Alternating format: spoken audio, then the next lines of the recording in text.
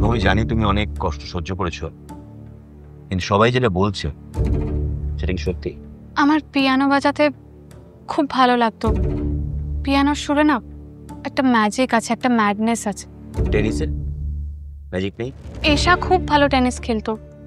I mean she is a brilliant player, but But there was this man, he was a creep. এশাকে খালি বিরক্ত করতো। এশা আমায় বলেছিল। আর তুমি কাউকে কিছু বলো না?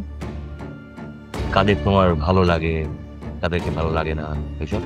আমার মম ড্যাড ভীষণ ভালো, দো ওরা সারাদিন ব্যস্ত থাকতো, but I know that they love me the most. আর স্কুলে? অঙ্ক পারতাম না বলে স্কুলে বকাও খেতাম। রণজয়দা সবটাই জানতো। তুমি কি রণজয়কে দাদার মতন দেখবে? সব বলতে ওকে? রণজয়দা আমাকে ধুতি দিদি বলে ডাকতো।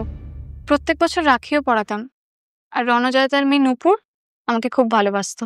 তুমি কি কখনো লোনলি ফিল করতে?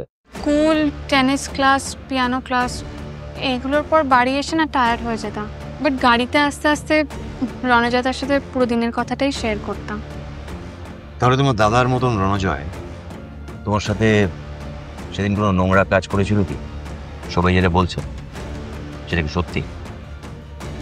দেখো, Ranajoy has been charge in a POCSO case. আমি তোমার মুখ থেকে জানতে চাই